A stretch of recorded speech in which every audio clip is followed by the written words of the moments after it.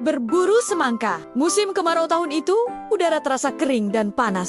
Tapi di RT 05, suasana justru riuh penuh semangat. Kabar gembira datang dari Pak Darto, pemilik sawah yang ditanami semangka, semangka kuning, dan melon. Panennya sudah selesai, dan ia memberi izin siapa saja boleh mengambil sisa-sisa semangka yang tertinggal. Ambil saja yang kecil-kecil atau yang jelek. Kalau ada yang kelupaan gak kepanen ya, rezeki jenengan, ucap Pak Darto di balai RT. Sejak kabar itu menyebar, warga langsung heboh. Pagi hari, jalan setapak menuju sawah penuh orang.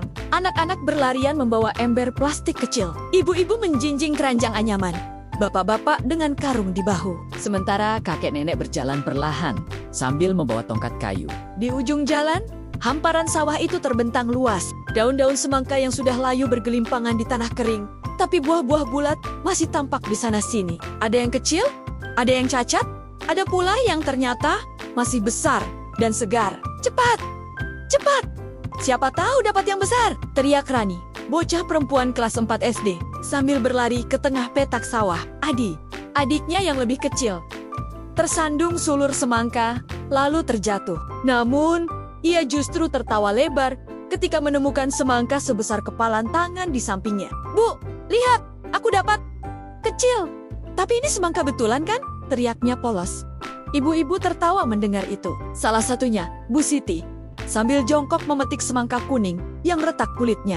Wah, ini pas banget buat rujak. Tambahin cabai sama gula, rasanya mantap, katanya sambil membayangkan. Sementara itu, bapak-bapak lebih serius. Pak Samin, dengan topi cepingnya, menyusuri barisan tanaman di tepi sawah. Tiba-tiba ia berhenti, matanya berbinar. Alhamdulillah, ini lupa dipanen kayaknya, serunya sambil mengangkat semangka besar, hampir 5 kilo beratnya. Anak-anak langsung bertepuk tangan. Kagum, sekaligus iri. Tak mau kalah, nenek-nenek juga ikut berburu. Nenek Warti, meski jalannya pelan, dengan tongkat, tetap semangat. Ia menunduk, mengangkat semangka kecil dengan senyum bangga. Biar kecil, tapi nanti bisa buat sayur bening, sehat untuk cucu-cucu, katanya. Suasana sawah sore itu mirip pesta. Anak-anak berlari sambil menggendong semangka mungil, wajah mereka belepotan debu dan keringat. Ada yang langsung membelah semangka dengan batu, memakan isinya di pinggir sawah, sambil tertawa-tawa. Bijinya disembur ke tanah kering.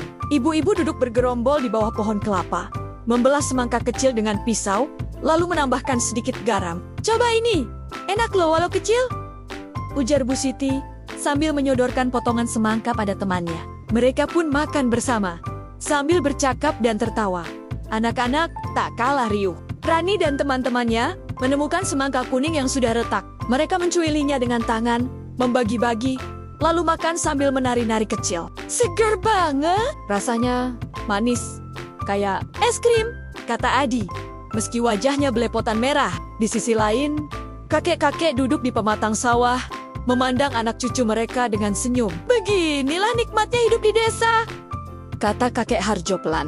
Makan seadanya, tapi rame-rame begini, rasanya lebih enak daripada makan di kota. Menjelang matahari condong ke barat, keranjang-keranjang warga mulai penuh. Ada yang berisi semangka mungil, ada juga yang beruntung membawa pulang semangka besar. Bahkan ada yang mencampur melon kecil-kecil untuk bahan es buah. Saat itu, tak ada yang pulang dengan wajah kecewa. Meski sebagian hanya membawa semangka sebesar bola tenis, tetap dianggap rezeki. Di jalan pulang, anak-anak bersorak-sorai sambil menggendong hasil buruannya. Hari itu bukan sekadar berburu semangka, tapi juga kebersamaan. Sawah yang biasanya sepi berubah jadi arena penuh tawa. Dari anak-anak sampai kakek nenek, semua larut dalam kegembiraan sederhana. Sejak hari itu, warga RT 05 selalu menanti musim kemarau. Bukan hanya karena panen, tapi karena ada tradisi seru yang mereka sebut dengan penuh semangat, berburu semangka.